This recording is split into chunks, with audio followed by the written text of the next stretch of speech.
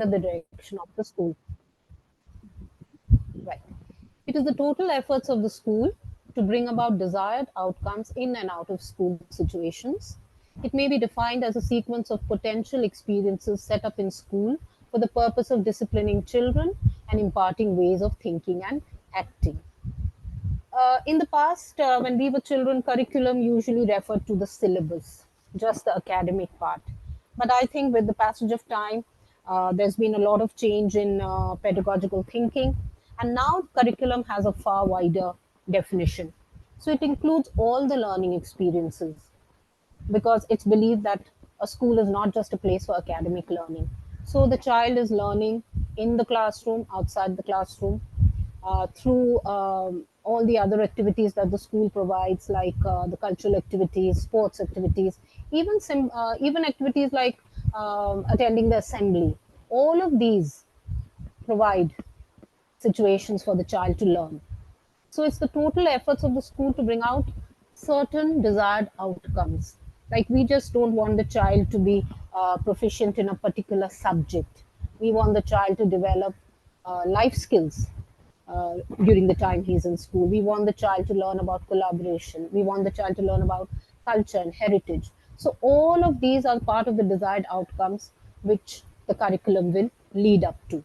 And so the school is a place which arranges a sequence of potential experiences for the purpose of disciplining the child and teaching him how to think and act. So curriculum includes everything that we provide from the school, whether it's a visit to a zoo or an educational excursion or competitions or a camp, everything is geared towards providing these learning experiences to the child. So when we think about developing a curriculum, we should just also, I think, ponder over how we can view the curriculum, about the nature of the curriculum. We can view it from different angles. Of course, curriculum as the subject, the actual subjects that we teach in school. That is, one could say, the narrowest definition of it. But it's actually far beyond. Uh, we always think of school as a place for providing learning experiences to the students. So, curriculum is a sort of a planned way of providing these learning experiences to the students. At the same time, there are certain outcomes we want. The child must develop certain skills, certain competencies. So the curriculum consists of all those outcomes that we want the child to show. The curriculum is also a transmitter of cultural heritage. I think this is a very important part of the curriculum. It is not just subjects that the child should learn. He should also learn about his background, where is he coming from, and that is where our culture and heritage plays a part. So when the school observes different days, it could be the different festivals, or it could be any other special occasion like Raksha Bandhan. All of these, when we observe them in school in some way or the other through programs or even just a display board in the class, we are actually transmitting this cultural heritage to the next generation. We're also in a way working towards the preservation of our cultural heritage. Curriculum may also be regarded as a reflection of social change. Curriculum should reflect the changing modes of society. Our society today is not the same as it was 20 years back or 30 years back. And so the curriculum also has to adapt to these changes because our children have to be prepared for the future, not just for the current contemporary time. And one can also regard the curriculum. Yes. Sorry, I couldn't hear that. Was it for me? No, ma'am, it wasn't for you. There was a noise in the background. Okay, sorry about that. And we can also regard the curriculum as a process because it's a streamlined process which is going on. When the child enters the school, goes through different stages, different experiences, learning many things along the way, learning the subject, learning about society, learning skills, learning how to interact with each other, manners, discipline, all of it together builds up the curriculum. So these are different ways of looking at curriculum and pondering over it, which will help us in designing and developing a curriculum. The systematic method used to develop better courses for an educational institution can be called curriculum development. It is necessary to incorporate new discoveries into educational curricula as the world continues to change. To enhance the educational experience of the student, creative teaching methods and strategies should also be developed. So, the systematic method, a planned and organized way in which we develop our courses, what are we going to teach our students in a school, in an educational institution, can be called curriculum development. It is true that to a large extent, we don't have much freedom about this, say, in the higher classes where the board has a larger role to play. But definitely, there is a lot we can do in the lower classes where we have not only a lot of freedom, but we also have to prepare the curriculum in such a way that it can seamlessly sync with what they'll be learning from class 9 onwards. So, when we are planning this curriculum, we must always keep in mind that we also incorporate new ideas which are coming up in society, new discoveries, new technology. All of this should be included in the educational curriculum. And part of the curriculum is also how we upgrade ourselves as teachers, how we plan out our lessons, how we use more innovative approaches, more creative methods to make the learning experience not only enjoyable but also effective for the students. Now let's look at what is curriculum design. The planned methodical organizing of the instructional units of a curriculum inside a course is referred to as curriculum design. So, the actual planning and arranging of the different parts of the curriculum into a integrated and organized whole could be considered as curriculum design. It is for us to organize our lessons in such a way that we get the desired outcomes. So in curriculum design, we the teachers need to decide what will we teach, how will we teach, by whom. And I mention by whom because both teachers and students have to play their part in the classroom. And then we think about the schedule to follow because all of us have many time constraints. We cannot just take our own sweet time. We always have a time framework within which we have to work. So next we move on to the principles of curriculum design. What are the thoughts we must keep in mind when we are going into the process of curriculum design? I think the most important criteria has to be that it has to be child centric. First and foremost, it must serve the needs of the child and it must also cater to the interests of the child. Any curriculum has to be forward looking, otherwise, it will become defunct in no time. Any curriculum has to be progressive, has to move with the times, and has to adapt all the new thinking. Any curriculum must be community and society oriented.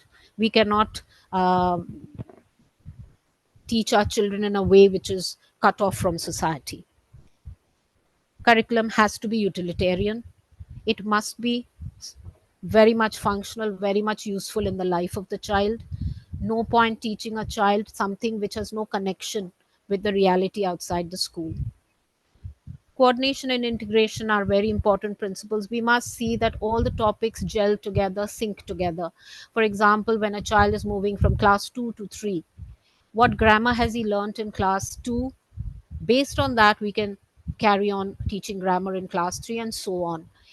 So the planning of the curriculum must be such that there are no such gaps and no such jumps. So it must be a smooth flow of knowledge and a smooth flow of teaching. And definitely relevance. Whatever we are teaching the child, whatever we are including in the curriculum must be relevant. It must be according to the needs of the age, must be according to the needs of the child at that particular standard, and so on. All the activities that we do in school, whether it's a music class or a dance class or sports, must be planned in a way that it's suitable for that age or for that class or for maybe that the society that the school belongs to in a way. Maybe a rural and an urban school will have slightly different approaches. So These are some of the things we should keep in mind when we are planning out a curriculum for our school. And of course, beyond these, there are some other things we should keep in mind. We all have to follow the guidelines of the government, for example, whether it's the central government or the state government. uh, we have to rely to a certain extent on what is the pedagogical literature that is available, so that whatever we are doing is in keeping with the finest theories and the finest practices of that time.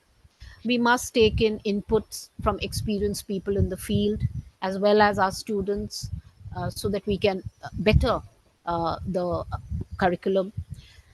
We must keep in mind what is the policy of the institution, to what is the policy of the particular school that we are working in. And also we must always keep in mind that there are certain resources that we can fall back upon, and accordingly we should tailor our curriculum. Now we come to the models of curriculum design. I think all of us must be using these in different ways at different times.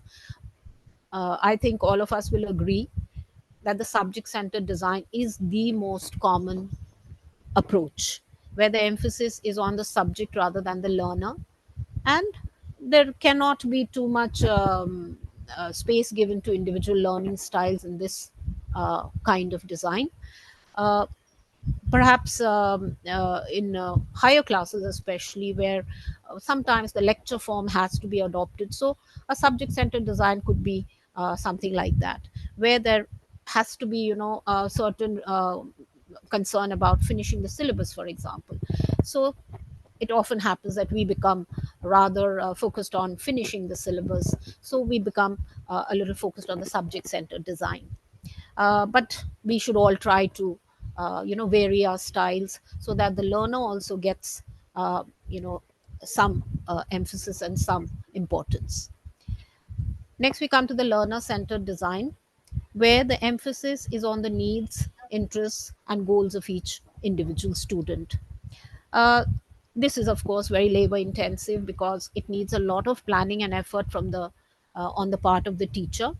Learner centered design could work very well if it was a small class, or I think we need to adopt this when we are tackling children with special needs, maybe specially able children or children who have behavioral issues. Often such students cannot be roped into what the rest of the class is doing. So often the learn in the learner centered design, we need to just adjust the syllabus a little, adjust the curriculum a little, so that they can also uh, cope up with whatever is expected of them, and they can also reach the learning outcomes in their own way. Another approach is the problem centered design, where the emphasis is on analysis of a situation and finding a solution. This is often the approach that we find when we give project work, for example, where the child gathers information, interprets the information, analyzes it, and comes to a conclusion or finds a solution to a problem. So there is a lot of effort being put in by the learner himself. So this can be very fruitful and very effective, because this makes a lot of demand on the creativity, the independent thinking, collaboration, critical thinking, analytical thinking. All of these skills come to the fore in the problem centered design. So it can be very fruitful. So if it can be used uh, in a creative way by the teacher, it can be a wonderful approach, and the children also enjoy themselves a lot. Finally, I would like to come to the integrated curriculum design, which is an approach which is becoming very popular nowadays. A lot of emphasis is being given to the integrated curriculum design, which we discussed in yesterday's session. I think many will remember we spoke about the multidisciplinary approach yesterday. So, this is the interdisciplinary holistic approach, where different subjects, different disciplines are brought together to teach the child. And this way we can tell the child that the subjects are not watertight compartments. I remember a little experience of a few years back when, in the context of some discussion, in I think while teaching them to write an article or something like that. So I mentioned the term sustainable development. So I asked the children that, do you know what it is? So this child says, but that is part of geography. Why are we talking about it in the English class? So this is the usual way of thinking that children have. They tend to think that because they are being taught separate subjects from separate textbooks, uh, they can't, be brought together.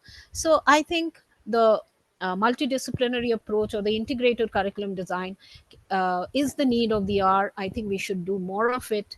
And in yesterday's discussion, I think it came out that there are a lot of teachers who are, yes, अच्छा लगता है कोई आ जाता है तो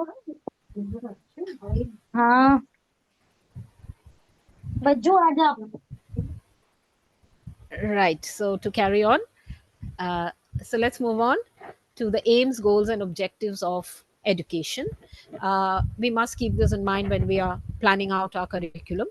First are the aims, which are the larger statements or the general statements about the intent of education that provide a sense of direction, serve as guiding principles for translating the needs of society into educational policy designed at the national or the state level.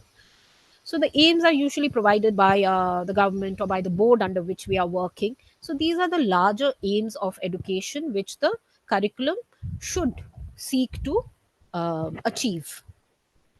Next, we come to goals, which are slightly narrower in scope, slightly more specific. So these refer to the particular subject area. So each subject that we teach will have a certain set of goals. So it reflects the purpose with outcomes in mind. So when I'm teaching a particular subject, my goal is to achieve a certain level of competency in the student in that particular subject. So it describes what schools are expected to accomplish in different subjects or different fields. And then we come to objectives, which are the most specific of them all. It delineates the most specific levels of educational outcomes in observable and measurable terms, states what students should know at the end of a course. So this is actually the most, let's say, important part that we as teachers need to really keep track of. Whenever we are teaching something, we should be very clear about what is Now it's audible. Thank you. we should be very clear about what are the objectives that we seek from any kind of activity, anything that we teach. So objectives should be specific, observable, and measurable. We should remember these three terms: specific, observable, and measurable. We should be able to see, we should be able to make out in some way that the students have been able to achieve the objective. Now we come to the next stage, which is the actual teaching. Teaching methods are general principles, pedagogy, and management strategies used for classroom instruction. And instructional methods will be based on the curriculum design. So, teaching methods are the actual putting into practice of the pedagogical methods. How do we teach a particular topic? What do we exactly do in the class? How do we bring in the children's contribution in the class? The actual specifics of it are the teaching methods. Here are some types of teaching methods. I think all of us must have used some, if not all of these. I think it would be wonderful if we could hear from teachers about how they've tried any of these. Could we have some response from some of the teachers? If I think lecture mode is the most common method which we often have to use, especially in the higher classes. But it, with regard to problem solving or role playing or the games method, could we have some inputs from the teachers here? Yes, friends. Ma'am, Hello. role playing can be used for teaching while we are doing plays, Yeah, great. especially in our subject in English. We can do role playing and we can assign roles to students in the class. Yes, that makes it a lot of fun. And there'll be students, putting up their hands, wanting to play different roles. But if it's not a play, can we think about role playing in something which is not a drama anyway? I think that too is possible. Ma'am, Say yes. ma'am, regarding this role playing, as you mentioned that other than drama, how we can use it. A few weeks back, I have attended one conference of Burlington's where they were I see. discussing about this role playing method, and the one who was presenting, she very well explained that while doing a poem, as she was talking about poem reading, how we can use this role playing method. Means we can personify the characters of the poems, and Okay. through role playing we can discuss the questions which are not directly mentioned in the poem, as in the underlying messages, Okay. or Right. the things that we get in between the lines. So that would Right. be, I Right. think, great if we can try that. Absolutely. I think if if there is any kind of in any story, there may be 2 or 3 points of view. So you can get children to act out those roles and express the different points of view. It may not be there in a play form within the text, but children can be asked to play those roles, that if you were in that position, what would you do? And there can be a conversation, there can be a debate through this role playing method, so it can be a lot of fun. uh, Same way we can have the games method, for example. You can play little games in the class, plan something which is interesting, make it points oriented. Maybe in a grammar class you could play Scrabble, you could play Monopoly, you could try that. If you get the correct answer, you go forward 5 steps, and if you get the wrong answer, you go back by 10 steps, something like that. You can plan something like that, have a little map on the board where they go 5 steps forward, 10 steps backwards, or something. So it can be a lot of fun. And usually children remember these fun activities, and it helps them to remember the lesson too much better. So this way we create strong memories for them, and thus the class leaves a real deep impact on the minds of the child. uh, Discussion method is very handy, I think, uh, in any text, when there are two or more viewpoints. So you can have children discussing the different viewpoints, and then they decide which viewpoint they want to accept or discard. Hands-on activities, there's so many ways that children are making projects, or they're making models. So through this hands-on method, this learning by doing, children tend to retain their learning much more effectively. Group work is always a great idea. Group work in the making of charts or the making of any kind of project. Flipped classroom can also be very useful. I think many of us are probably using flipped classroom already, where you may tell the child to do some reading from before, and then on the basis of that reading, the teacher can just carry out some activities or some assessment, and this way the topic may be tackled. So flipped classroom is very effective in that it puts the entire onus of studies on the children, so they feel that they feel that they're taking ownership of their learning. So there is a far greater sense that I am directing my own learning. So flipped classroom can be a great idea. ICT, of course, in this digital world, we are already using a lot of it. Yes. Regarding self paced learning, I would say that self paced learning is not for everyone. Uh, but of course, each of you will have your own experience. Usually, highly motivated students can, uh, benefit from self paced learning. Otherwise, as I was saying, if there are children who have learning uh, difficulties, or there may be children who are not able to attend school regularly, so many of them will be resorting to self paced learning. So, there the teacher's effort will be much more, but it can be useful for, as I said, high achievers, or those who are not able to uh, carry on with the class in the normal way like everybody else. So these are just some teaching methods. I'm sure there are many more which you all have tried successfully in your classes. So basically, I'm just trying to, what should I say, throw up a few ideas, and just help us to refocus and uh, sort of refresh our minds, and try to get us to think again in a new way. And the final culmination of this entire process of the planning of the curriculum, the teaching, etc., is of course assessment. In a way, the entire educational program is geared towards assessment. Assessment plays a crucial role in education as it allows educators to measure students' understanding, track their progress, and identify areas where intervention may be necessary.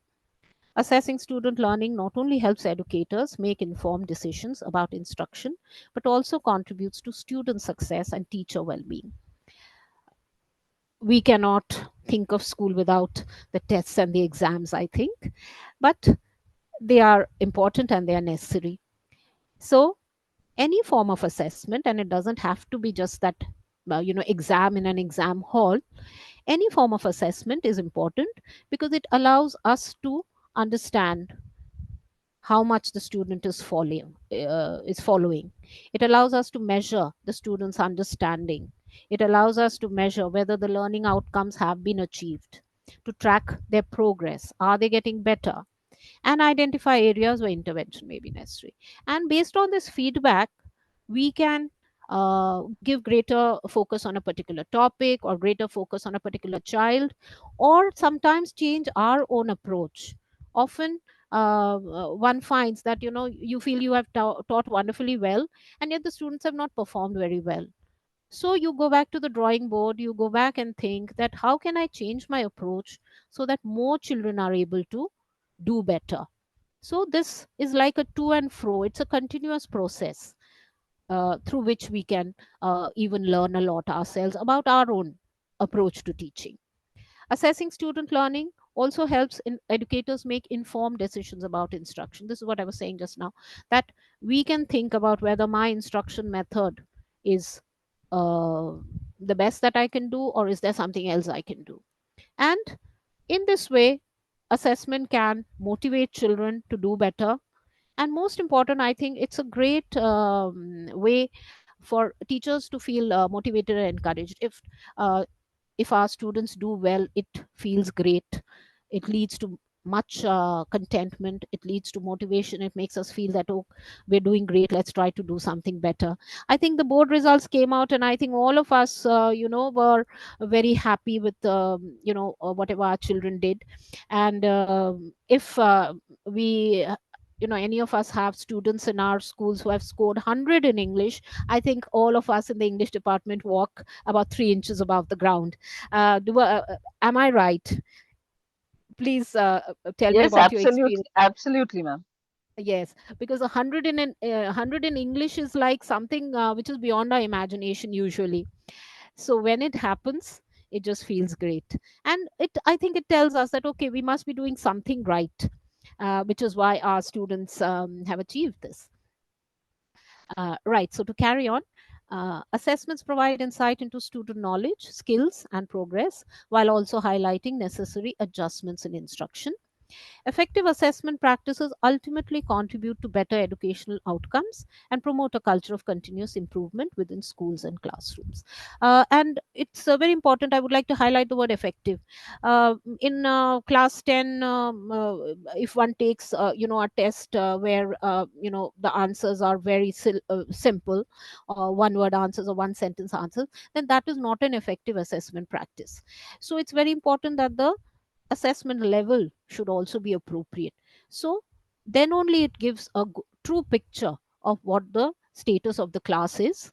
And this way we can promote a culture of motivation and ambition in the school, where children want to always endeavor to do better all the time. So we promote a culture of continuous improvement within the school and the classroom. Now we come to assessment methods. I think most of us, again, will be familiar with these terms and practices. Formative assessment focuses on monitoring student learning during the instructional process, provides ongoing feedback to both teachers and students, helps identify areas of strength and areas in need of improvement, does not or may not contribute much to the final grade. Formative assessment, I think, is something we are doing all the time. Maybe not through pen and paper only, but through many other methods. Just the oral work in the class, getting them to perform something in class, giving their own opinions, or getting them to prepare a little chart or something in the class. There are so many ways that we are continuously monitoring our students' performances. So this is something which is ongoing. It is something we do almost in every class, and we are constantly trying to assess our students and trying to get an impression of where they stand. So this is something which is ongoing, which we are doing often without even realizing. So this continuous formative assessment is, I think, the most important, is could be considered an important part of our teaching method too. That constantly we are trying to assess the students. How much have they understood? Do they have a different viewpoint? What do they have to contribute to the class? From this we get a picture of the status of the class. This way we can identify who has what potentials, who has developed what skills, who is maybe a little behind the others, who needs a little more effort on our part. Usually the formative assessment will not contribute too many marks to the final marks in the report card maybe, but this plays a huge role in how the student will finally perform in the exams that count. So to move on to the summative assessment now, it is designed to evaluate student learning at the end of a specific instructional period. So summative assessment is basically the marks which come out in the report card. We place so much emphasis on the summative assessment usually, but let's not forget that if the formative assessment is done well, the summative assessment will reflect very positive results. So at the end of a term, at the end of a course, at the end of an academic session, it's our duty to assess our students so that we can judge them as to whether they are fit for the next class, how well have they developed their skills or competencies in this particular class. We have to give them marks and grades. This is our system. So for that we need summative assessment, but this too gives us effective feedback. As teachers, we should also use this data to reassess ourselves and start planning in a better way again for the next session. So I think both formative and summative assessment give very valuable feedback to the teachers. In other situations, we may need other assessment methods like a diagnostic assessment, often used at the beginning of a new unit or term. When we have a new unit, we have a new term, we have a new batch, we don't know the children. So, diagnostic assessment often is of great help. It helps educators identify students' prior knowledge, skills, and understanding of a particular topic. It enables teachers to tailor their instruction to meet the specific needs and learning gaps of their students. So, this is a very useful tool, especially at the beginning of a session. It will help us, recognize the different, let's say, qualities of the different children. It will help us to bridge the knowledge gaps if there are any before we start something new.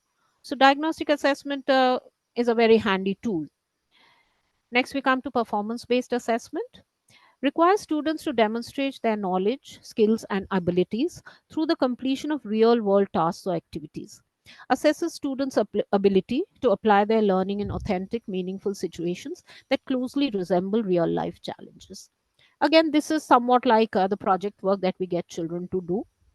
So, if we give them a certain topic, the child can go out and seek information on it, do his own reference work, do his own research, and then he can find a solution to the problem or draw a certain conclusion from the information he has gathered. So here the child is actually doing something by himself, whether he's doing it alone or in a group. So here the kind of involvement that it needs from the child demands a lot from the child's intelligence, his understanding, his critical thinking. And this way, the child is in a way forced to be innovative and creative. This is a way of molding the child's thinking, and higher order thinking skills can be developed. So, performance based assessment can be a very effective method of assessing the, the child. Uh, And now I come to two methods which are not greatly used. I think I won't be wrong in saying that, but the NEP is talking about self assessment and peer assessment. So I think we should keep these in mind. If we can use them, not at a, if not on a very large scale, occasionally, if it can be used. Self assessment encourages students to engage in reflection and take ownership of their learning, requires students to evaluate their own progress, skills, and understanding of the subject matter, promotes self awareness and critical thinking, can contribute to the development of lifelong learning habits, and foster a growth mindset. Self assessment is if it can be used, it's very effective. Unfortunately, not all children have the maturity level, but if a child is highly motivated, if the child can be encouraged to think about his own uh, achievements, if the child can be guided that he will think of as we say, take ownership of his own learning, then it can lead to great results. So a child must be encouraged to think and ponder over what he has done, how has he scored, how is the teacher grading him. From this, he can learn from his own mistakes and try to better himself. So, self assessment can be a very handy way of assessment if the child is willing to learn from his own mistakes. Peer assessment is another quite a useful method, and I think in English, we many of us maybe are already using it. For example, in the competition, in the composition classes, when we teach any kind of writing skill. Uh, in peer assessment, the students evaluate and provide feedback on their classmates' work. So, say in a writing class, we read out the writing work of a child, and we ask the other students to analyze it. Of course, we must not reveal the identity of the student, and then let them comment on it, that what is missing or what is good about that piece of writing. This way, they will be interacting with that piece of writing, and when they are trying to assess their friends' work, in a way, it is teaching them also as to what they should do or what they should not do. So, this can be of great use, and children also feel great because they feel they are doing what the teacher does usually. It's तूने usually यही the पूछा था teacher who points out एक minute, grammatical कौन सा mistakes. Question आया और एक पीछे करो। ये तो मेरे ख्याल से सही है।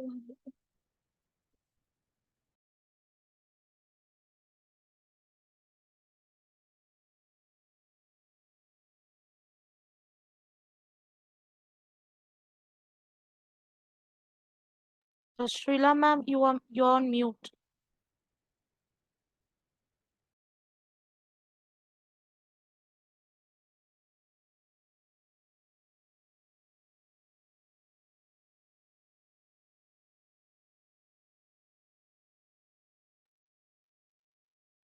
Srinath, we cannot hear you. Not inaudible.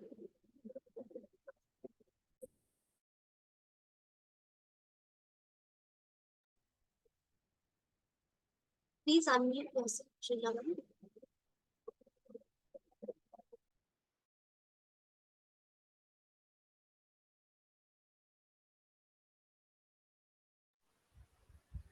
Right. So, I think I have come to the end of my presentation. Uh, I don't know why I got muted. Have I been muted for a long time? No, ma'am, Just at the end. So I was talking about just a second.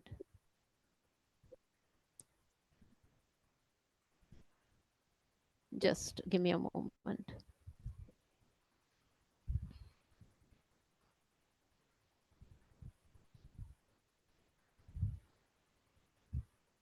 So actually, one could say that I have reached the end.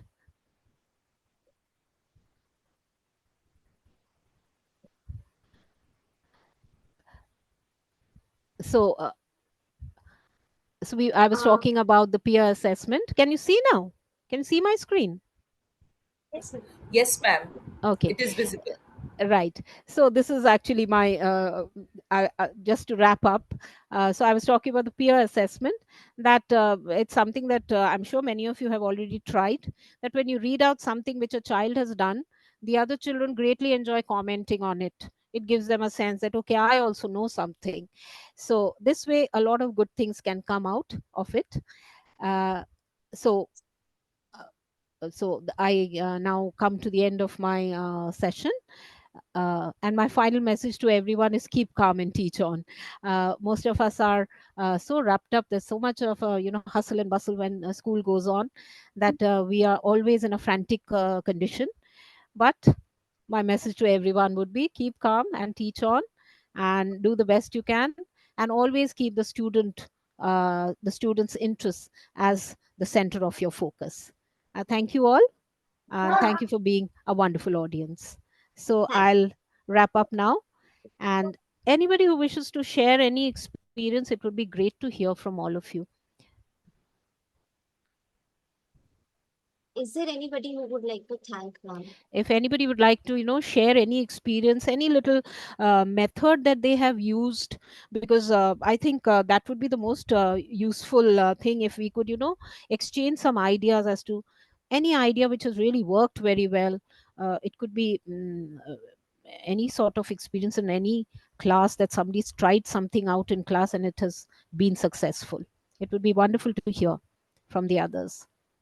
I think that's how we all uh, learn and grow as teachers and as human beings.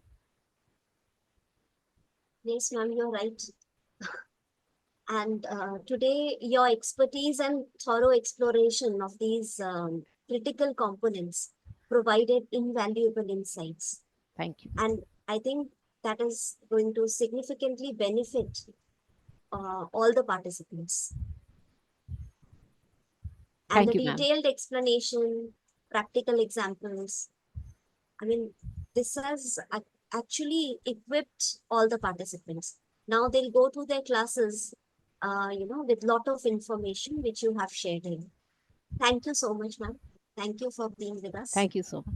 Thank you so much. Thank you for your kind words. I hope I will have left some impact on everyone. And basically, these whatever I said, I don't claim that it was very new or anything like that, but it's just a way of reminding ourselves, because we often forget these things when we are, totally immersed in whatever work we are doing. We often overlook these things. So it's just a way of refreshing and reorienting ourselves towards our profession.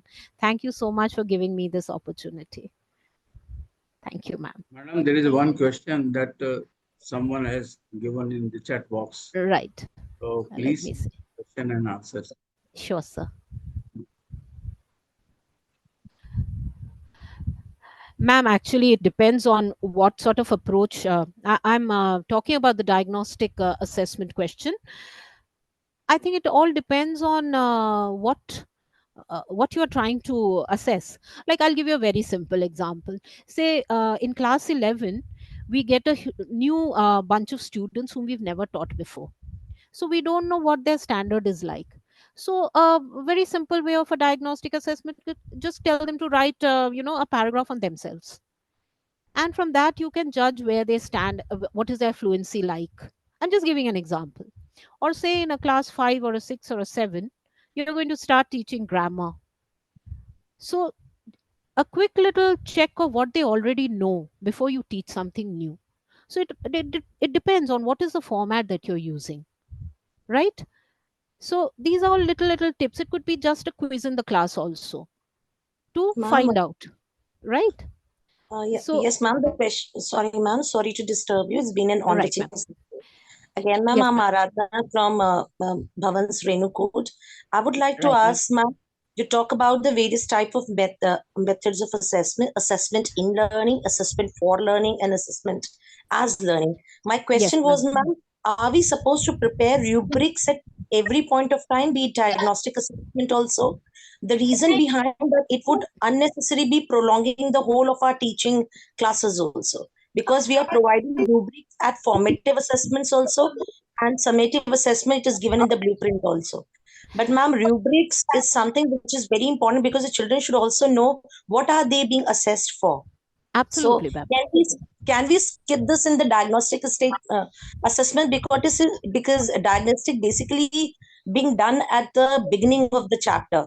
So can we only go for the introductory sort of the things to know their previous knowledge as per the lesson plan, or are we supposed to prepare the huge rubrics over there also, ma'am? Ma'am, as I said, it's totally up, it's totally up to you. And maybe we are doing a lot of diagnostic assessment without, this labeling. uh, I mean, let's think of what is my aim. I'm trying to judge the student. I'm trying to understand where the student stands so that I can teach him properly in future. So it depends on what is the. Sorry, I'm getting a little disturbed there. Navneet, we can see, we can listen you. Please Ma'am, could mute yourself.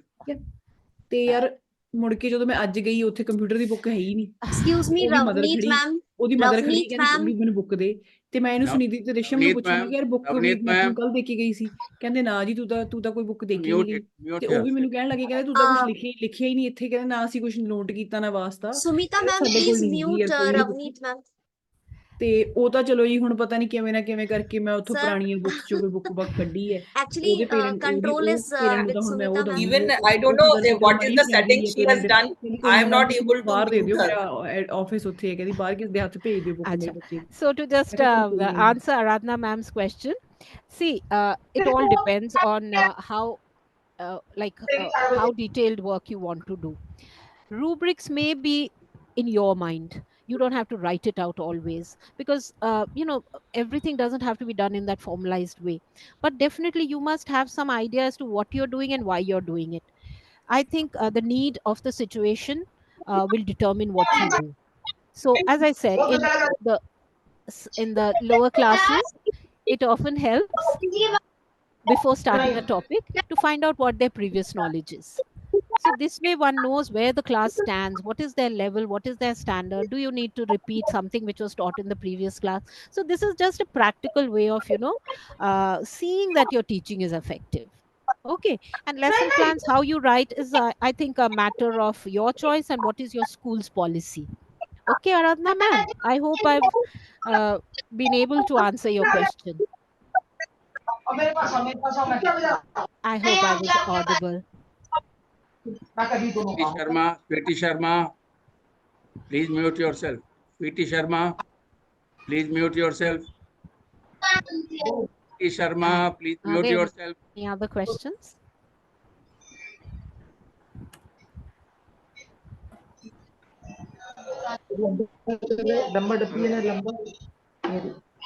Are there any other questions? Sharma, please mute yourself. Actually, she's not even aware. Right. If anybody else has questions, you could put it in the chat maybe, or you can ask me directly.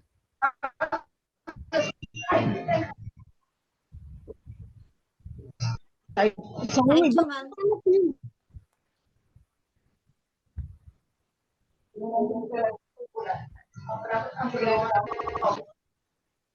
Do we have some more questions? Or if somebody could just share an experience or something so that everybody could, gain some tips or something like that.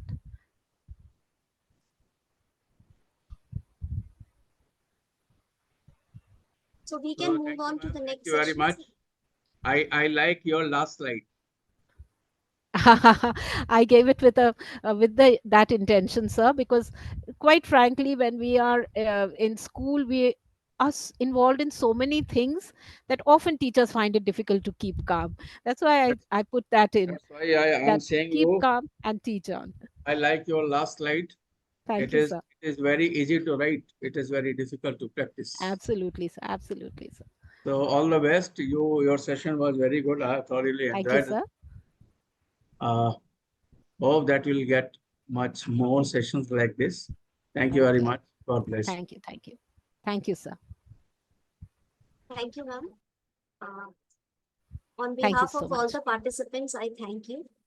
Now, we'll move on to the next session. Next session is by Dr. Neelu Goswami, ma'am. Neelu Goswami, ma'am, is there. So,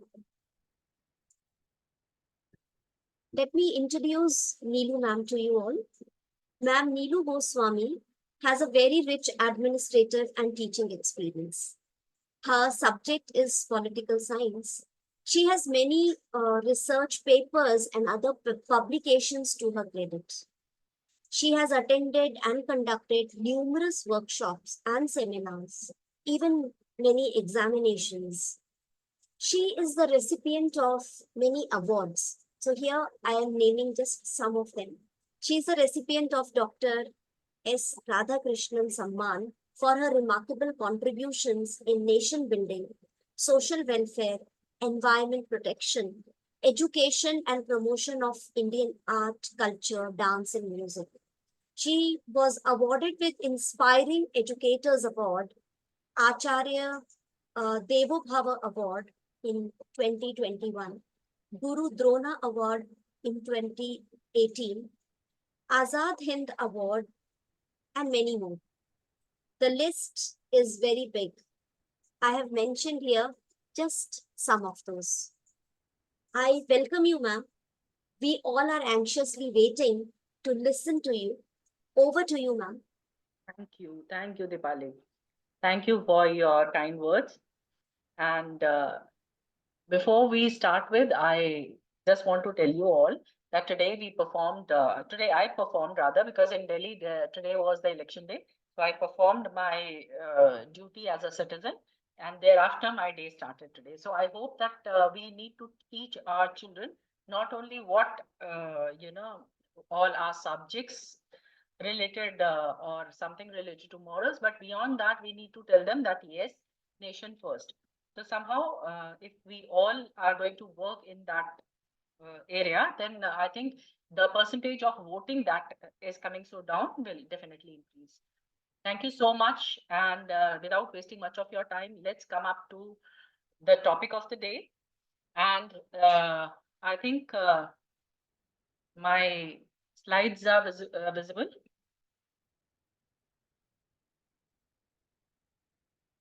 Are they?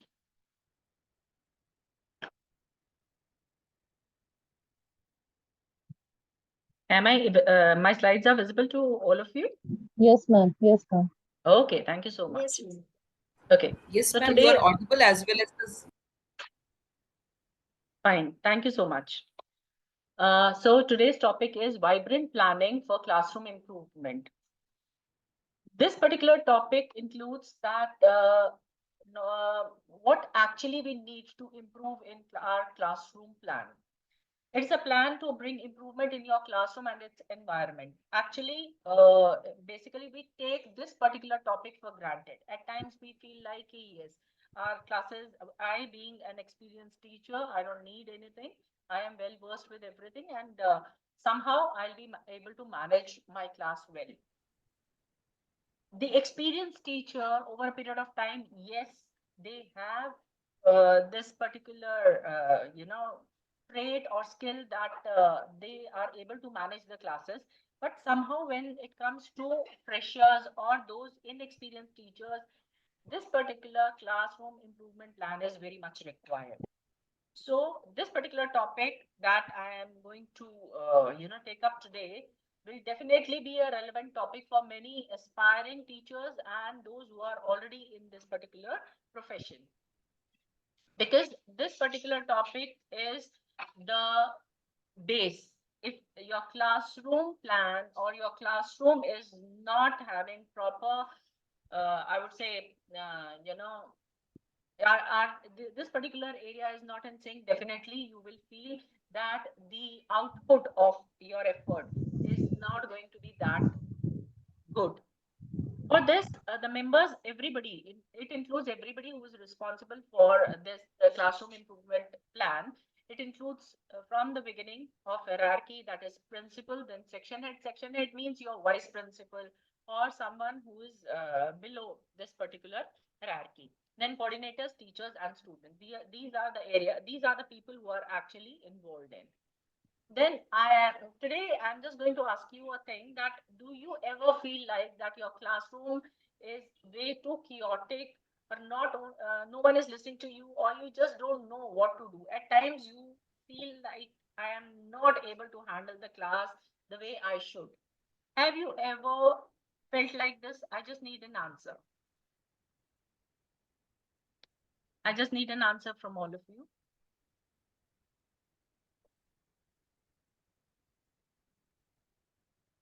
Am I audible? Am I audible? Yes, ma'am. Yes, Yes, Okay. ma'am. I just need Yes, to you are very know much. whether you have ever felt like this. Sorry. That nobody is listening to you. At times, your class is very chaotic, and children are doing musty in your class, and they are not ready to listen to you. Have you ever felt like this? Yes. Yes, ma'am. Yes, at times, yes. With experienced teacher, I don't expect this response. But those who are new to the profession, yes, it happens many a times with such teachers. Now the plan is today's session is going to take you up and bring about slight improvement in your learning that will help you in reduction of disruptions that you have in your classes. It further helps you to create smooth running classes and deal with the issues without yelling, begging, and driving. So today we are going to take over these areas where I think I can make a little difference, and you may be going to learn from this particular session, and hope that we all will be sailing in the same boat, because as you are learning from me, same way I'll also be learning from your experiences. Taking further this particular topic, let's find out what all mistakes normally we all teachers make. We all teachers normally we believe that choosing between kind and firm. Many a times, teachers feel like being kind or being too nice to the class will definitely help me out. Then the students will be my friend, and I'll be able to handle them in a better way. On the other side, there are few teachers who believe that, yes, I need to be firm. I need to be a dictator in the class. Once I'll have my say, I'll be having that orders, then the children will definitely behave the way I want them to. So these are two types of conditions that normally teachers are in. Either they are very kind or they are very firm. Both the condition I feel accordingly are not apt. For being kind, the teachers they feel that, yes, after being kind, I'll be very nice, I'll be personable, and further I'll be in a better coordination with the student, and they will be able to understand me more, and I'll be able to understand them more. This is what a kind teacher normally thinks. She feels like the class is going to be fun. It will be fun class when I'll be around them. But ultimately, it is not just being kind. You have to give results. You have to come up to the high expectation of your school management for the students as well as the parents. So a firm teacher normally thinks that, yes, a high expectation is what I need. So I need not to be very friendly with them. I need to deal with the issue with firm and strict instructions, and I don't no pushover is required. But frankly speaking, a good ideal teacher needs to be a balance of being kind and being firm. So she needs to maintain that balance to be an ideal teacher or a good teacher. Kind normally worries about being liked. Normally, the kind teacher feels like, yes, I need to be liked by all. I need to be the favorite of all students. This is a misconception. Further, I feel that this particular way you will not be able to achieve the goals that you are setting yourself for, or the organization is setting for the teacher.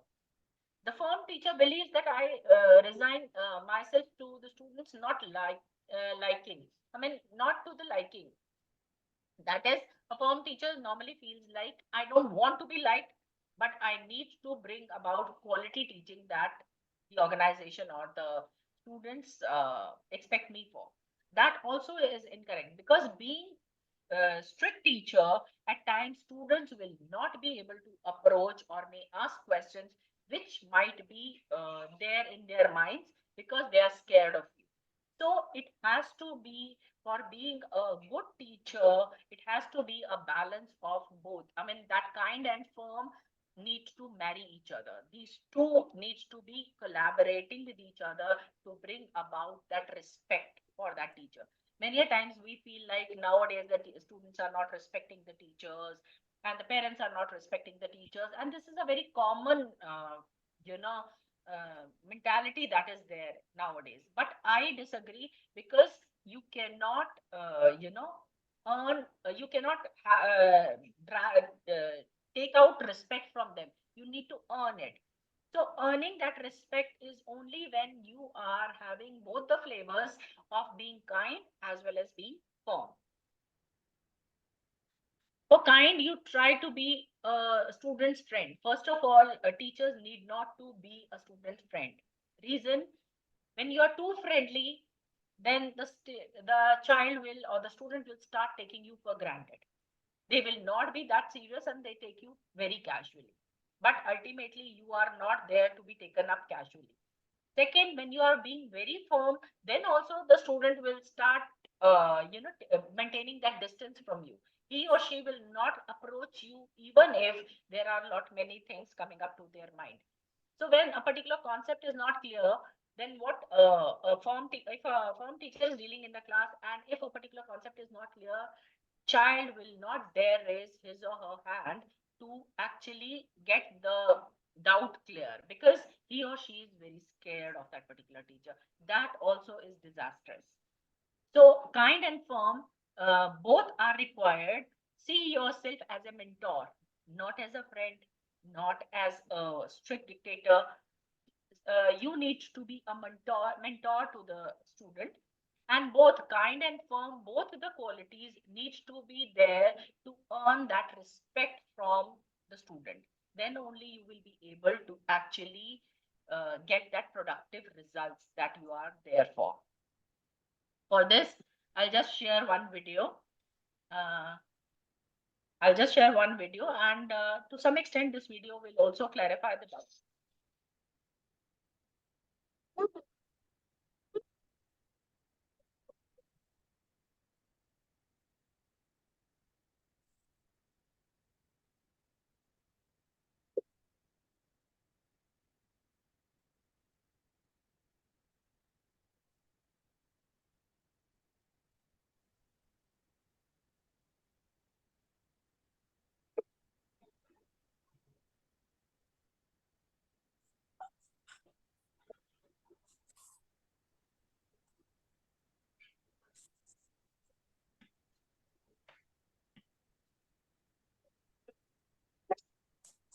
Ma'am, there is no audio in it. Seema ma'am hasn't come yet? Yeah. Now it is there. Is it there? Yes, yes, ma'am. Now it is there. Ma'am is also late today, just like you. So will ma'am also be punished for coming late to class? Chinky, Goody, and Bunty started laughing hearing this. But the new teacher entered the classroom. All the kids were very surprised. Good morning, students. Good morning, ma'am. So, students, from today onwards, I will be your class teacher for a week because Seema ma'am will be busy with school functions. Okay? All the kids started whispering to each other. Silence. Students, I don't want any disturbances in my class. For the next week, I will be marking your attendance and I will take your maths classes in the fourth period too. You are supposed to sit quietly when I am taking your class. Okay? Okay, ma'am. Ma'am marked the attendance of all children and left the classroom. During recess, Kattu, Chinky, Goody, and Bunty were having lunch together. Friends, I think our new ma'am is very strict. You are right. We can't even speak in her class at all. What if she notices and scolds us? I miss our Seema ma'am very much. I hope she comes back very soon. You are right. Our Seema ma'am is so nice, right? Okay, now stop talking and finish your tiffin quickly, as it's almost time for fourth period. Otherwise, we will be the first to get scolded by the new strict teacher. Please don't say such things. But nothing like this will happen. We all are very good students. So why would she scold us? That's when they heard the bell. So they rushed to wash their hands and quickly went to their seats. The new teacher entered the class once again. Good afternoon, students. Good afternoon, ma'am. Good afternoon, ma'am. Did all of you finish your lunch properly? Yes, ma'am. None of the students can answer the ma'am's question. Hey, what happened? It seems like you guys have not eaten properly today. No one has the energy to answer. How can you study maths if you don't have energy? Seeing the kids are still quiet, ma'am continued. Okay then, now tell me, who among you will introduce himself to me first? But still nobody came forward. Ma'am thought to herself. I think these kids are a bit nervous because of me. That's when she got an idea. She said, Well, I think all of you are scared of me. But if you don't introduce yourself to me, how are we going to move forward to study? Um, so what should we do? Let us play a game. hearing about the game, all the kids got excited. Game? Which game, ma'am? This is a very interesting game in which if I choose a student, then he will not introduce himself, but his best friend to me, and he will speak something about him. All the kids were confused. Then ma'am said, What is this? I think you're very confused about this game. Okay, let me explain it more. Dear, please stand up. Yes, ma'am. Now you should tell me your name and then tell me who is your best friend in the class. Ma'am, I am Gattu. And my best friend is Bunty. This is Bunty. Okay, so Gattu, now introduce your friend Bunty. Tell us what does he likes or which is his favorite subject. Ma'am, this is Bunty, and his favorite subject is English. Yes, and he loves to play badminton with me very much. Very nice. This is really a good thing. And Gattu, tell me which subject do you like the most? Ma'am, my favorite subject is maths. Seema ma'am teaches us maths in a very interesting way. And when she takes maths quiz, I often come first. That's great, Gattu. Sit down. Okay, ma'am. Who will be the next? Okay, you. Now you tell me, what is your name and who is your best friend? Goody stood up and said, Ma'am, my name is Goody and my best friend's name is Chinky. Chinky was very happy to hear this, and she raised her hand to show ma'am who Chinky is. Okay then, Goody. Now please tell us what Chinky likes to eat most. Do you know her favorite dish? Yes, ma'am. Chinky likes cheese sandwiches the most that my mummy prepares for my tiffin. She loves it. Really? Chinky, is Goody telling right about it? Yes, ma'am. She's absolutely right. Very good, Goody. Now you can sit. Now, who will go next to tell me about their best friend? Now kids started raising their hands on their own and gave the answer. Due to this game, all the kids got friendly with the new ma'am. All of them introduced themselves to the teacher. Soon they were less scared and more friendly with the new ma'am and started studying maths. In this way, 1 week was over and Seema ma'am returned back. Good morning, kids. So, did you guys miss me or not? Yes, we did, ma'am. So, from today, I will be teaching you once again. Ma'am, do you know, we all like the new class teacher very much.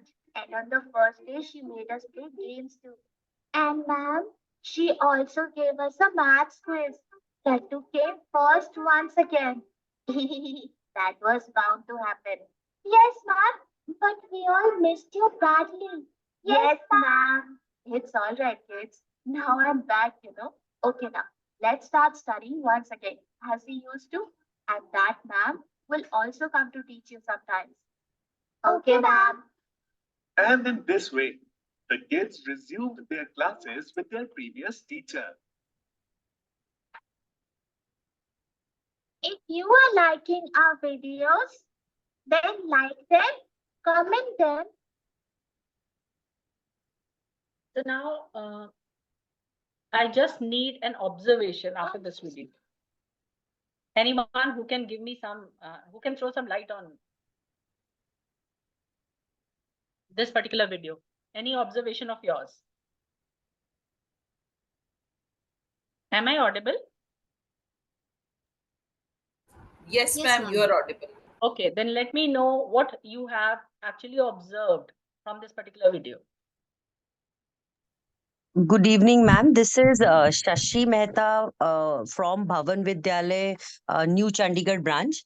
Ma'am, from this video, what I think the first point that you said about being firm, like we were discussing about being firm as well as kind, right? This is what I observed from the video, that it's not that always you need to be firm with the children. It should go hand in hand. This is what my observation goes. Very true, very true. Anyone else who can add to it? Good evening, ma'am. This is Aradhana Singh from Bhavan's Renu Coach. What I actually observed from the beautiful video that was showed by you, ma'am, is always about engaging the children in meaningful talks, actively listening to them. It's not like that you are a sage on the stage and go for the lecture method. You're supposed to give an ears to their problems, to their issues, their undue fears or uncertainties that might lead to a great roadblock to provide them to a better education. Very true. I'm expecting one answer. Anyone else who can just add to? I'm just expecting one answer, one observation. Anyone else? Ma'am, I feel the video shows how the teacher has made the children comfortable and she has built a rapport with the children. So true. Yes. Okay. Coming back to the point that when, you know, the teacher was teaching, when the teacher was firm, then the students were having some distance, isn't it? When the teacher was a little strict, the students were hesitant to talk to her. As in when she became, just a second, sorry, excuse me. As in when she started playing games with the students, they started developing interest in that particular subject. So what I am trying to convey is that not only this particular, interaction that the teacher is having, she's not being very friendly. She started with a game, and with the game, over a period of time, you can enhance your subject and the content, and the understanding that the children will develop out of it will develop their interest for that subject as well. It is not just okay, you are having an interaction and this particular teacher is favorite. Favorite teacher is always the one who where you develop automatically you develop an interest for that particular subject. So my point here is that when the children you are interacting with, you are having a planned way of teaching that particular class, including some activities, then unknowingly you are developing that interest for that subject, and the children will definitely love to be in the class of such teachers. Coming back to now the second mistake. The second mistake normally we make is assuming that good procedures will just happen. At times we become very comfortable. When it comes to routine, we become very comfortable assuming that everything will happen automatically. We need no procedures, we need no such rules for the class, and things will go on their own. And for the good procedure and if consistently followed, leads to a smooth running classroom. That means that if we are having a set of procedures for our classroom, then ultimately it leads to a smooth classroom functioning. We should not assume it. Actually, we should plan it. So these are two different things that we need to keep in our mind before we enter a particular class. A haphazard procedure consistently followed. If we are following haphazard procedures, means in a rough form, and otherwise we presume that this will happen, if we are unplanned, if we are following such kind of procedure, it will lead to a chaotic class. The chaos is bound to ensue. Then you will face this problem that the children are not listening to you, they are not attentive, they are not listening to the class, they are misbehaving, and many other things. So these are the mistakes that normally happens in the class. Now it is why. Why means first practical solution is required. It is not that just we assume the things and you feel like it will automatically come to a conclusion. You need a practical bend of mind to solve such kind of a problem. Then it is intangible also. Intangible means I have given a solution to it. I have made rules. Children, whether they are following it or not, or whether they are actually, taking it for granted, I am least bothered. So what happens when you are not executing or implementing such kind of rules, then the children will start taking you for granted. Your words will be meaningless.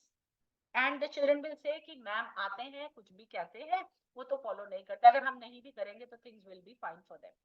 So that way you will lose that aura that you have, the strength that you have in the class. So what is more important is what your words should be meaningful, and they should know that if I'll not be following such kind of things, or if I'll not be following these kind of rules, teacher is definitely going to check me. That means your words are meaningful in the class. Then only they will start respecting you.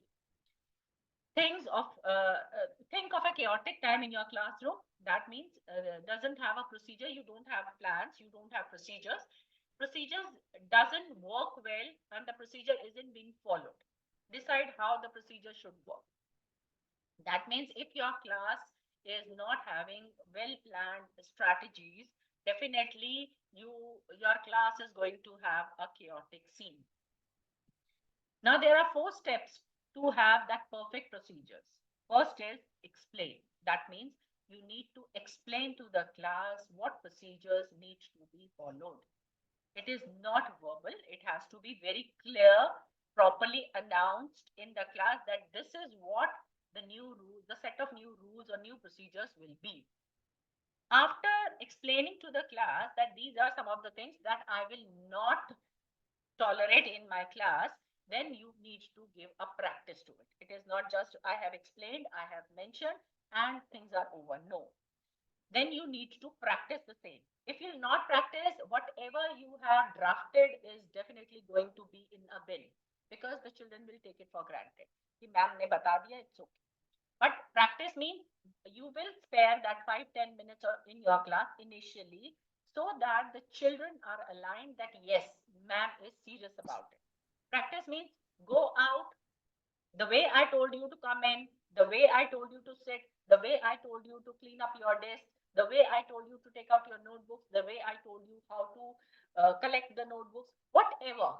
You need to be very clear and you need to give a practice to the class.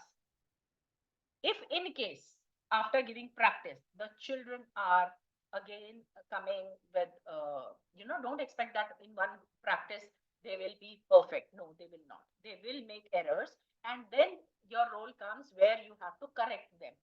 Here, I told you not to run while entering the class. You are running, go back again, come and walk to the class. I told you that first 5 minutes, I'll allow you to go for the washroom in between the class. When my lecture is there, you will not be allowed to go out. So make sure that in this particular period, I will not allow. And other things like whatever area of concerns you are having, you need to follow the same. So my point is that you need, after practice, you need to correct them if they are going wrong. Then again, redo them. Redo means again you give a practice after correction. It is not once I corrected and things are fine. Next time I'll forget. No. If you will forget next time, definitely you will find that the children will again be creating a mess. For example, the start of the class. When the session starts, in the beginning of the session, when you have structured framework of the procedures, that you need to dictate it to the class, then you will find the things over a period of time will be aligned. If you will not start this kind of a thing in the beginning of the session, it doesn't mean that you cannot start any point of time. You can start, but the thing is that it becomes a little difficult, and you need to keep a patience because it will take time. In starting of the class, it will be more effective. When you start the session, you are starting with the rules, you are dictating the terms, that these are some of the areas that you need to follow. So that becomes more smoother. So good procedures are the backbone of smooth running classroom. They are worth investing time in. Don't feel that I am wasting my time. It will not be, in that particular time, I should have taken one of my chapter. Initially, you will need time. Initially, a practice is required, but over a period of time, you will find that you have actually streamlined everything. And all your efforts that you are putting in will definitely be on track. Then students naturally push boundaries. If the line isn't clear, they'll keep pushing. That means the students have tendency. If you will stop them from any particular thing, they'll definitely do that particular thing. And this is a tendency of children or kids. And we should accept it that students can also sense your uncertainty. If you are actually not valuing your own words, don't feel that student is a fool. He understand what kind of teacher you is entering the class. So he will sense it, and accordingly he will behave. If you have very clear directions, then the students know that I cannot cross this boundary because ma'am is going to take up the action if I'll somehow not follow her instructions, or if that particular thing is not in that procedure. But if you will not take the feedback, if you will not take action, if you are not serious about your own procedures, don't think that the child is not aware. Child knows. Ma'am will not think, ma'am will not see, and let me follow the same procedure, and let me be again not in the class, and spoil that decorum of that particular class, because he knows well कि कहाँ चुप रहना है और कहाँ बोलना है. They people are very smart. Even a small kid is very smart that way. So your little problems do not stay little over a period of time if you will not check. Means that this little problem, if one child is misbehaving in your class, say two students are misbehaving in your class, you are not checking it that point of time. You are taking it casually. Chalta hai, koi baat nahi. Will let me continue with my topic. So what will happen is this particular thing will again multiply, and right now it is 2, then it will become 4, then becomes 6, and or beyond that. So we need to check there and then when the children start with this kind of issues. Okay, mistake number 3, not having a classroom management plan. This particular point is very, very important, because if we will not have a classroom management plan, then ultimately we are inviting trouble for our class, because we need to know when a student blurts out of a random comment, the student refuses to do work, the student is rude to you, and a student is rude to the classmate.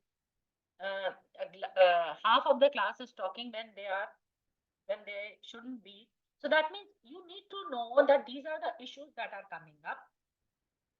What will be my strategy to curtail or to keep a check on these coming up issues? An experienced teacher can get away with this because they are experienced, they have the skills and the tools and the confidence, because over a period of time, you have developed, you know the psyche of the children, and you have developed your expertise in handling the classroom issues. But just a second, please. But until you are not that expert, what you need is a classroom management plan. It has to be there for all the new teachers or not that experienced teacher.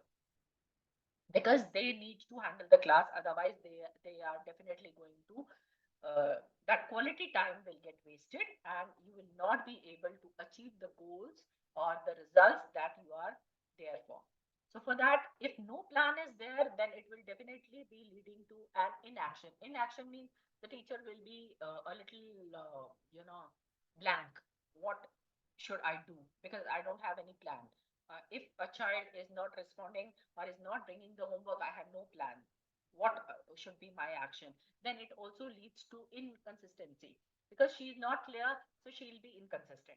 That ultimately leads to disaster. So we all need that plan.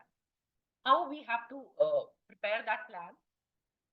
First is create a good classroom management plan as a written plan. We need to write it down. It cannot be assumed, it cannot be verbal, it has to be a written document. In that particular document, first be very clear about the procedures. What procedures you are going to follow. This I want, this I don't want. These are some of the set rules which needs to be there when I am teaching or entering the class. Now you need to come up with the expectations, because ultimately some expectations are there from the students as well. So you need to come up to that expectation as well. Response to the misbehavior. If the children will misbehave in my class, my response to the children will be such. Like if in case the students are speaking in the class, so you need to have various strategies for this. I think you all are teachers. Can anyone be coming up with any of the strategies what they normally do when the student misbehave in the class? Anyone who can share their experience?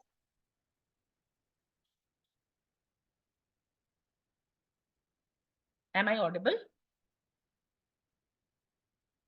Yes, ma'am. So please share your experience. If the child misbehaves in your class, what would be your reaction? What you normally do?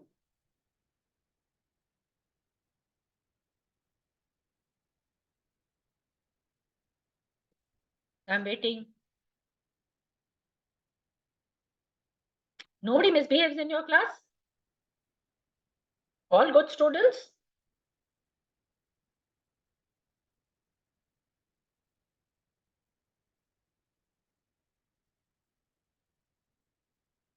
My voice is audible?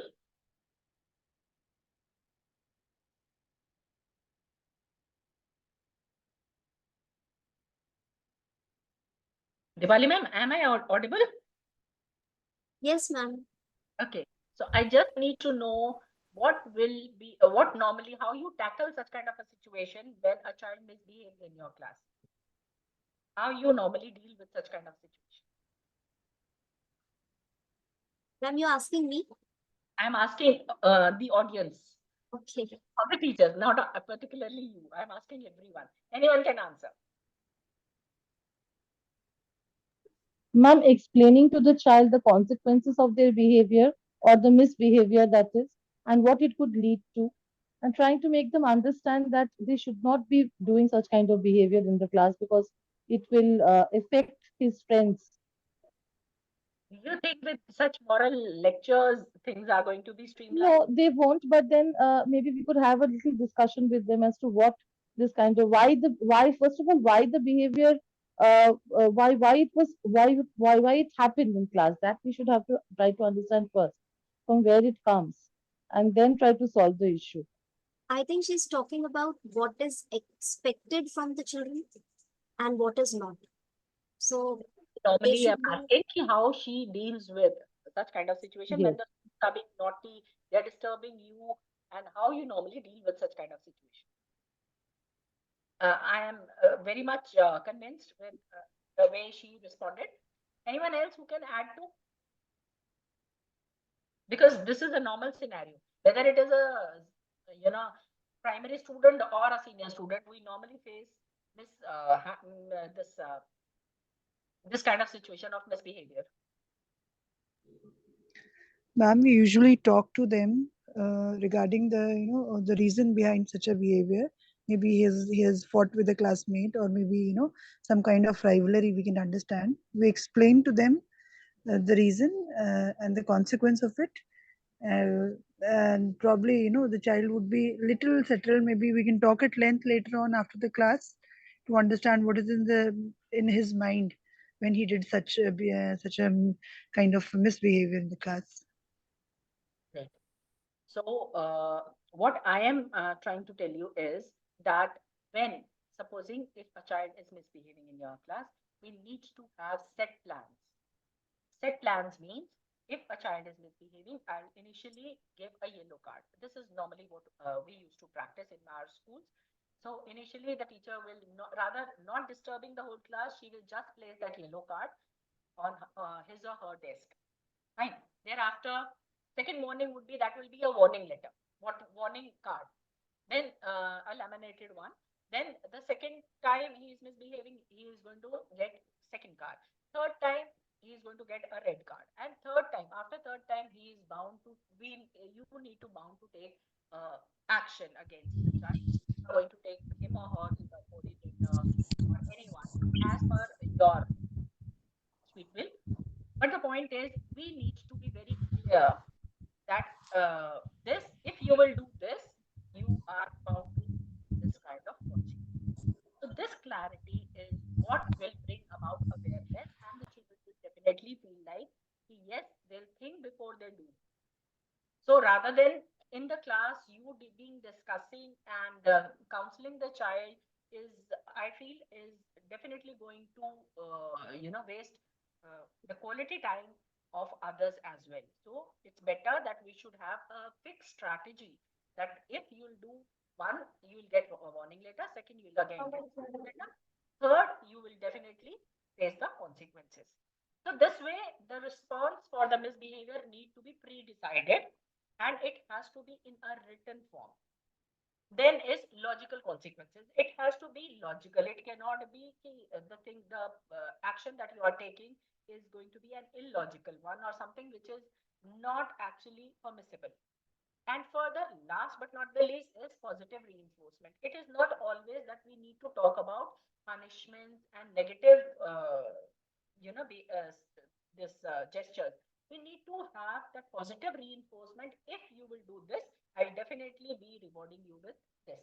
That is entirely up to the teacher who has to fix up the plan.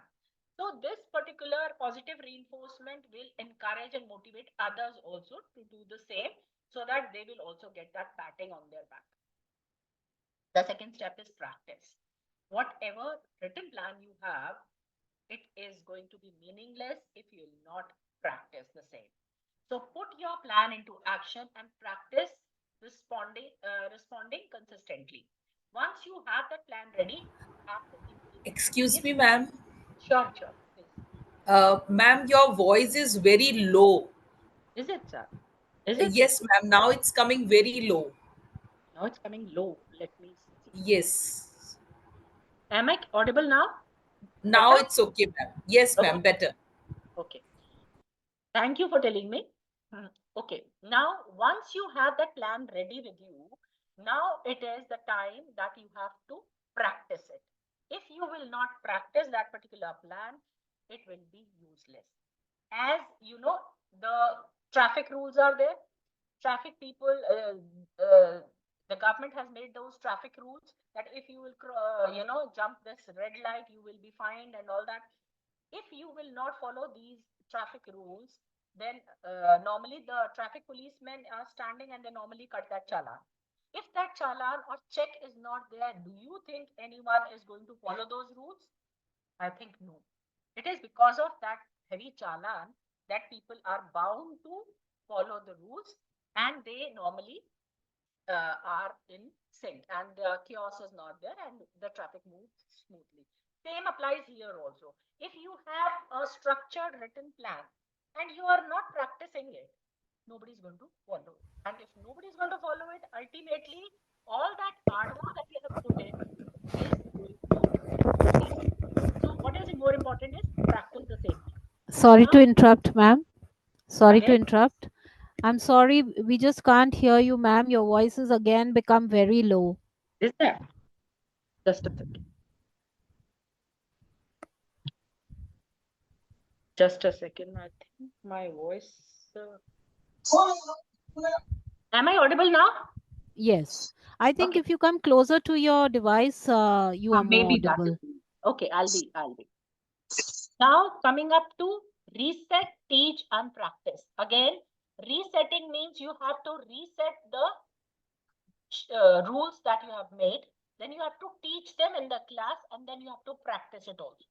Practice responding consistently. As you respond consistently, your students will start to respect these new boundaries. What is more important is when you start giving a practice to the rules and you start actually implementing. Practicing doesn't mean that if they'll continue to do all that mischief in the class and you're not taking action. Follow it. If you will follow it, definitely you will find that the children will start respecting you because you are becoming neutral to everyone. You are there. Otherwise, normally the scenario is ma'am is becoming partial. वो तो उनके favorite हैं, बहुत अच्छे marks आते हैं. Ma'am is becoming partial to that particular child. So ultimately, when you have that written constitution, you will definitely feel that the children are bound to follow it and they'll start respecting you. They'll see, yes, the teacher is becoming more organized now. Now, adjust and prevent. That is the troubleshoot with ISDI. That is identify the problem. Now, as a teacher, you need to identify what problem you are facing in the class. It can be of, say, the students are answering in chorus. You need to set a rule for answering, not to answer in chorus. The students are coming, running to the class without even taking permission. It can be any problem that you are facing in the class, depending upon the grade. It can be for junior, it can be for senior, depending again on which grade you are dealing with. Thereafter, after identifying the problem, seek out the solution. What can be the best solution for this particular problem? After finding out the solution, decide what to change. That is, you have to decide after that what changes you want in your particular class. Then implement the solution. Whatever solution you have decided for, you need to implement the same solution to get the better results. After that comes your proactive and preventive issues. That comes like build relationship. Your relationship with your student needs to be good. You cannot be humiliating the student because everyone in the class, whether it is a small child or a senior most, everyone, students start actually taking your words very seriously. When the teacher says so, they take the teacher's word very seriously. Your compliments also makes their day. Your negative remarks also spoil their day. So be very, very particular and very, very thoughtful before you give any particular remark. Your negative comments can actually demotivate that particular child, and your positive motivation can also encourage that particular child. So your relationship with the child or the student needs to be very, very good. How you have to bring him up. If he is being discouraged, then also you need to find out ways how to encourage and bring best out of him. That is again all the traits or the skills of a teacher. So one point is that you need to have good relationship. Second is improve organizations. That is, once you get a good structured plan, you will find that you are becoming more organized. Your organization also is going to get the best results for the students, and they will definitely come up with all the positive results and the mannerism that they are expecting out of that particular child. So that also need to be taken care of. Cut down on confusions. That is, you need not to get confused. If you will be getting confused about how to execute it, you will find that when you are confused, the whole class will be definitely taking you for granted. They will feel that the teacher is not clear, so I should also be taking her for granted, and the things become from bad to worse. Keep students engaged and motivated. Very important point, that once you keep the student engaged, then the possibility of getting them diverted or misbehaving in the class becomes just zero. If they are motivated, then also you will find that the objective of yours is achieved. Now, last but not the least, it is restart. Use your new skill and confidence to start the new session. That means when you are starting a new session, then that point of time, it is very important that you need to start it, because that particular time, the children are actually fresh. They are not very burdensome with the results and syllabus. That point of time, you can actually align them the way you want them to, and it will last for long.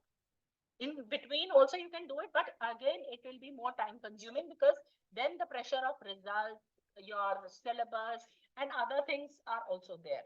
So it's better and always best rather to start a new thing at the starting of the session. Your classroom is now running more smoothly when you are very structured, planned, and you know how to get the best out of them. Then you will find a change in your class. Then rather than spending 5-10 minutes on making them quiet or banning the table or shouting or screaming in the class, you will find things are going very smooth, and that saves your time, and that saved time you can actually devote to your syllabus or completion of activities. Your skill and confidence will increase even more. Not only the students are going to get benefit of this, but you as a teacher also will definitely be getting that confidence. Yes, now I am getting best out of my students. Now my students are actually understanding the concept, and I'll be getting better results than before. Then your day starts, your first day in the school or the starting of the session will start with a clear plan, clear expectation. This is what I expect from you. Teach and practice procedures. Whatever you preach, you need to practice the same. Deal with the issues while they are small. Don't let the issues become a burden or a problem for you, and then you take action. Better hush them up when they are small, so that others will also be taking this as a lesson. That madam is not madam is having zero tolerance policy when it comes to discipline. Then hold the students accountable for. You are confident that you know what to do and can handle any new challenge that comes to your way. So thereafter, you become so confident that yes, now your class is more systematic. Now you can handle more challenges because everything is structured. So this is what is going to bring a change in the whole scenario, and your class actually becomes more smooth, and you become more confident, and the children are also being more disciplined in the class. Here again, there are a few things that I want that you should read it out. That is, create a daily duty routine that need to be displayed, that I've told you. Do not ignore any negative behavior. Be aware of all the school resources, because you need to be more resourceful. Whatever resources you are having, you need to implement such kind of resources. Create an atmosphere of respect in which the children feel safe, valuable, and want to take risks. So you need also that motivation where the children feel that yes, whatever they are saying, that also means a lot to teacher. Their words are also being addressed. Their queries, their problems are also being addressed. So that also need to be taken care of by the teacher. Get the students involved. Have them take part in designing and smooth running of the class. When you are actually creating that draft, take their consent. Don't dictate what you think need to be taken up. You need to take them into confidence. Let them be a part of that particular draft, and you will find that things are becoming more, achievable. Always have a backup plan. Whenever you have any such kind of a situation, make sure that you should have backup plan. Maintain classroom rules and the schedules, and make sure that they should be displayed. So these are some of the things that you need to all be taking care of to actually utilize the maximum time that you have in your class, so that your complete session goes smooth and ultimately the child becomes more disciplined. I think I'm clear. So with these, I think I have added few things to your knowledge. If you have any questions, please do ask.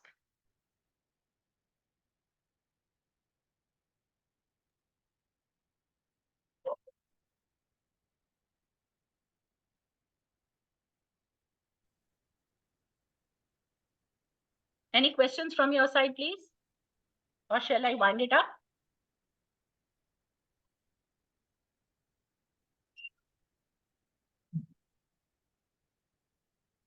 I hope teachers are now, I think I have made some difference, and they can actually come up with what they have learned. Can any one of you come up with what all you have learned from this session today? I need a brief. 1 point can be more than sufficient for one teacher. Anything that you have learned out of this session?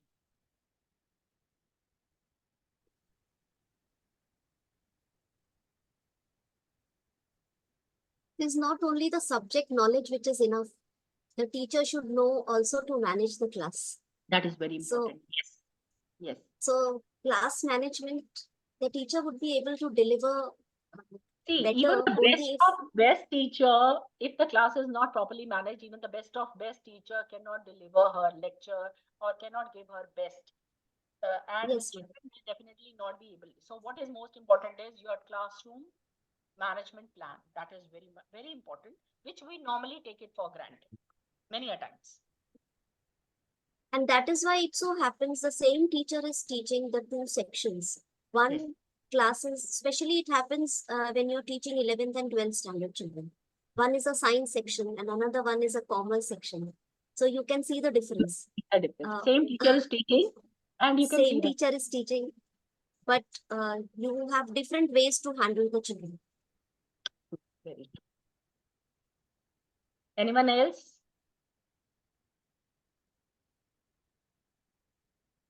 Okay, with this, I think I should wind up. Thank you so much for So being. I would like to extend Sure, sir. one interesting thing. In fact, I would like to add my own observation and a very small anecdote that I'd like to share. Sure, sir. When I was in B.Ed, in B.Ed, the people are doing B.Ed after MSc or BSc, and age is quite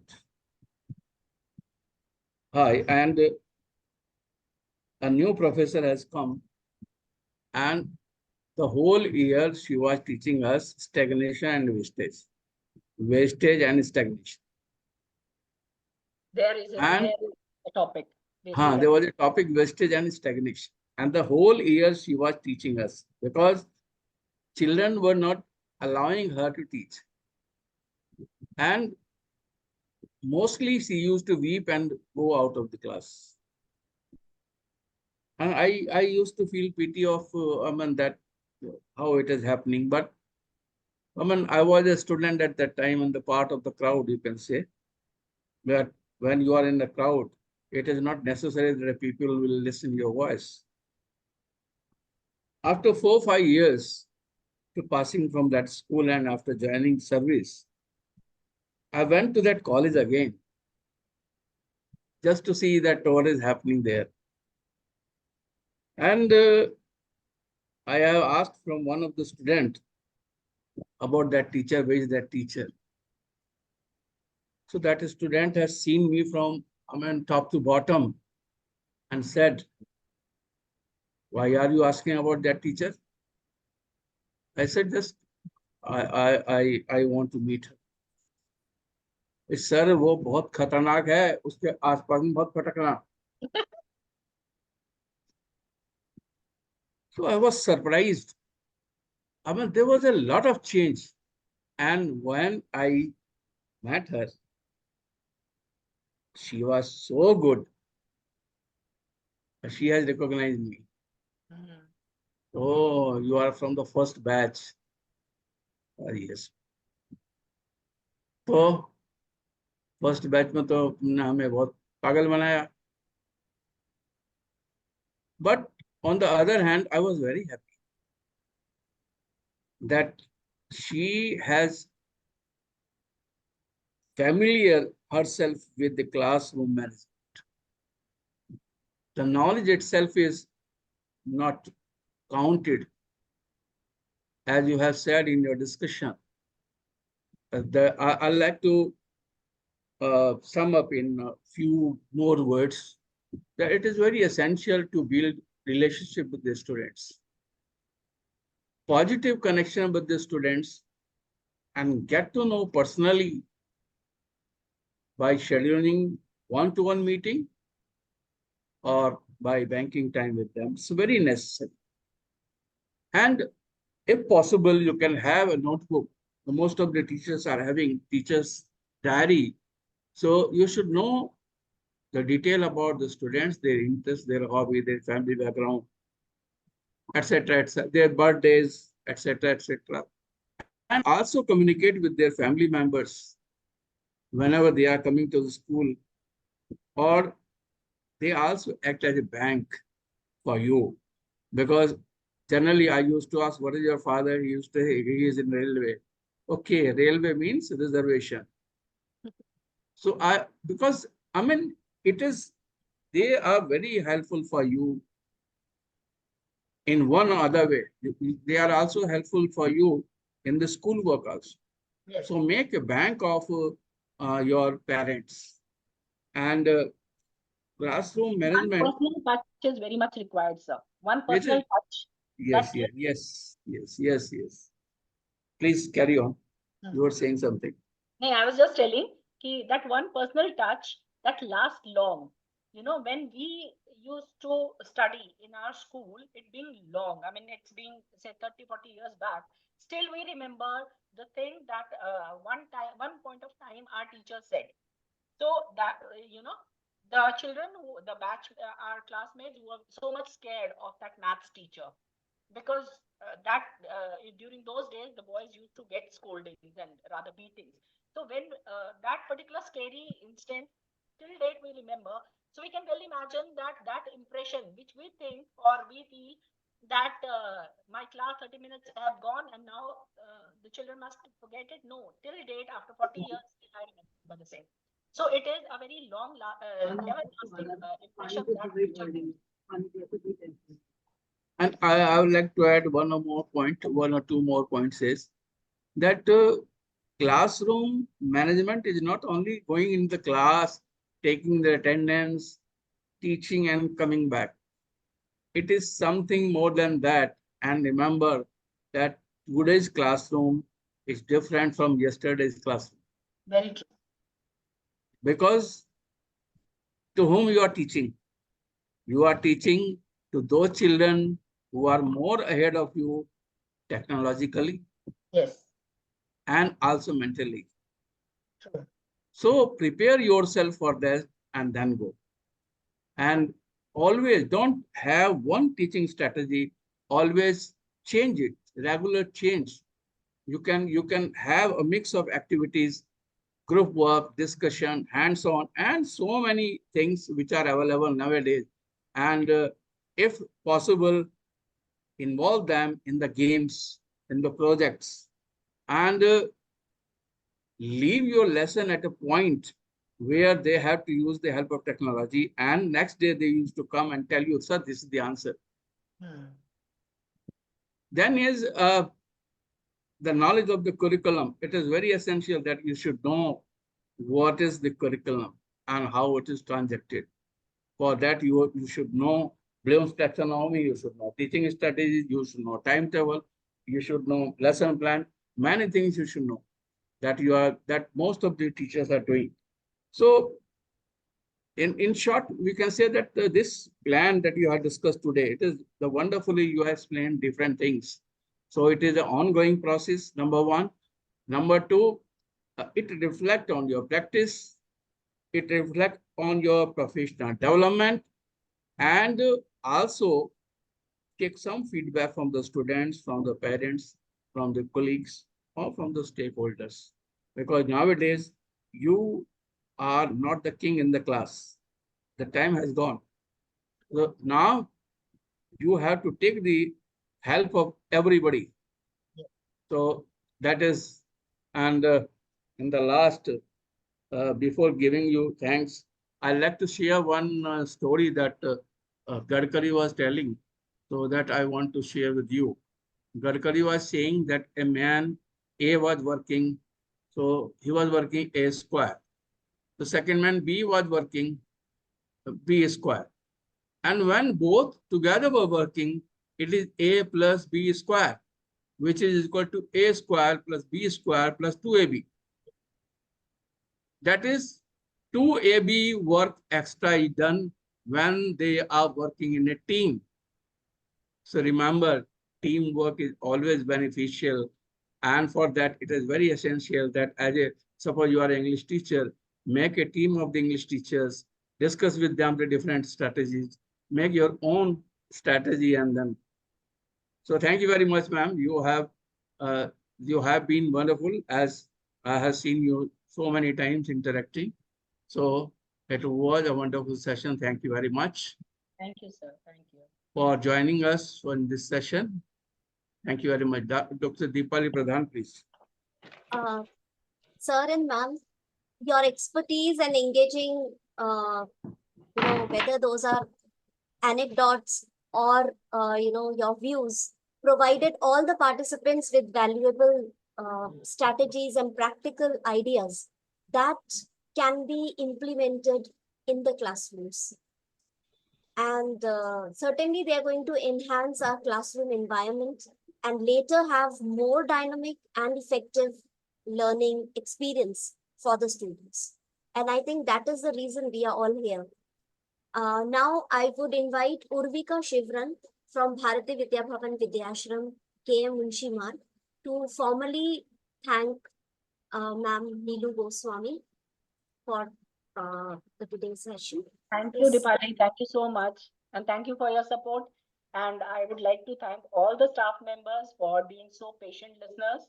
I feel that, yes, even a single difference, if I could make in their teaching learning habits, that will be my achievement. Thank you so much. Good Urvika, evening, are you ma'am. there? Urvika? Yes, I'm there, ma'am. Good evening, everybody. I, Urvika Shivran, on behalf of Bhavans Vidyashram KM Munshi Marg, I extend my heartfelt gratitude to Dr. Neelu Goswami for enlightening us on the topic, vibrant classroom planning for overall improvement. Ma'am told us that an ideal teacher is one who is a mixture of the qualities of being firm and being kind. And this helps to earn respect from the students. She also strengthened on making a class constitution, which should be written and with the due improvements from all the participatory students. This will help us to and this help the children also to follow that classroom norms. And she also told us to set boundaries for incorrect behavior and this thing for positive reinforcement, which helps us to build good relationships.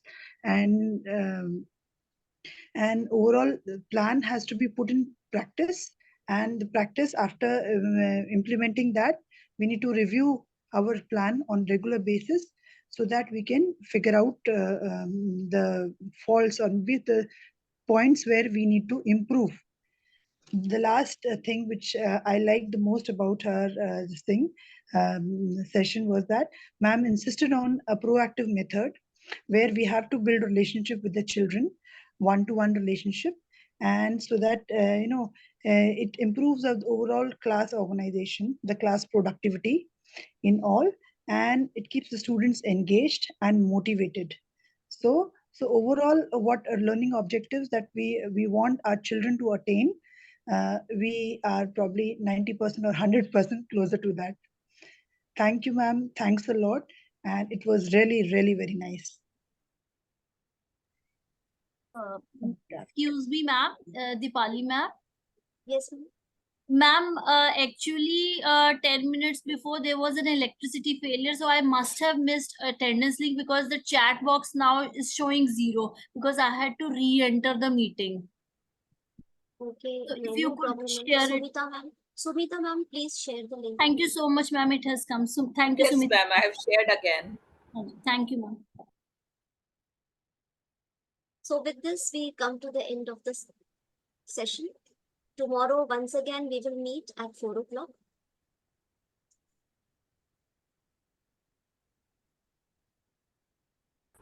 Let me share the Shanti part, ma'am.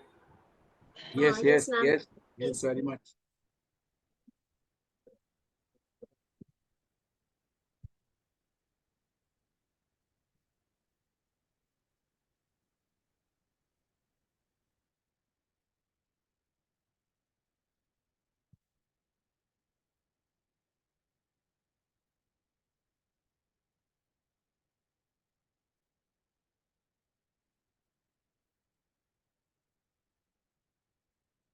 Voice.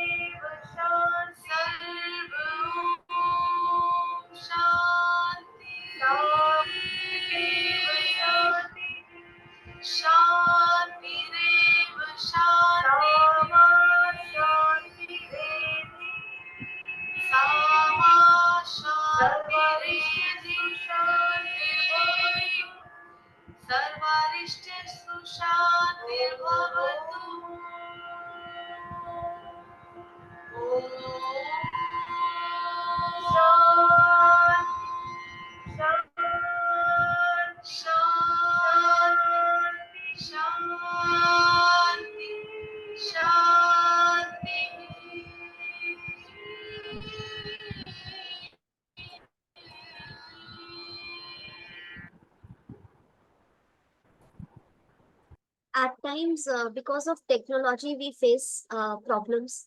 So, sorry for that there wasn't a clarity in the voice, because there are many who are putting in the chat box, not audible, or audio is not clear.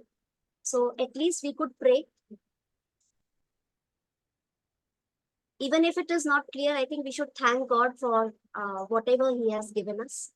That we all are here attending the workshop and learning every day and making the best use of the opportunity which has been provided to us. Thank you all. Thank you. Thank you, sir. They can see in the YouTube also. In the